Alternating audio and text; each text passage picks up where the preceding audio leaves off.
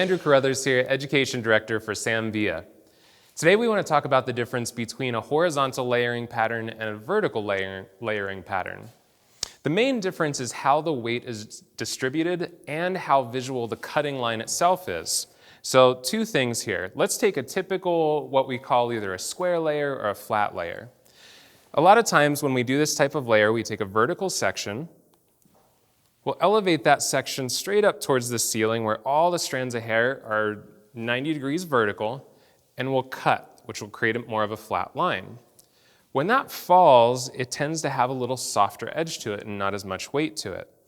The other thing that happens too is if I want to create a lot of visual texture in a vertical section, if I come in and I create really big, deep peaks and valleys with my shear, as those peaks and valleys fall, they soften with the elevation. So let's say I want to keep more weight to the ends and I want to have more visual impact. That's when I switch to an actual horizontal layering pattern.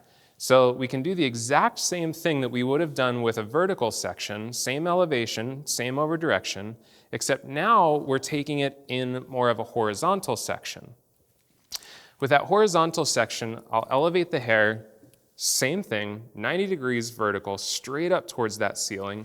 And now when I come in and I create a peak and a valley, a peak and a valley, peak and valley, peak and valley, what's going to happen is because that is going to fall more visual, I actually create the same square layer, but with a much more visual impact of peaks and valleys on the finished product.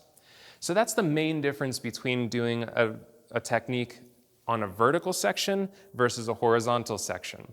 Again, the horizontal section is going to maintain more weight through the perimeter, and we're going to have more visual impact to this line.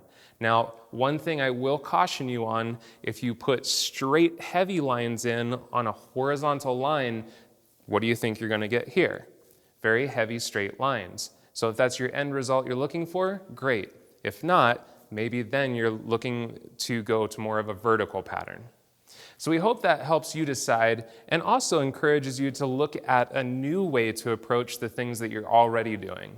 If you have any questions or comments, please leave them in the box below. We hope you enjoyed this technique. I'm Andrew Carruthers, Education Director for Sam Villa.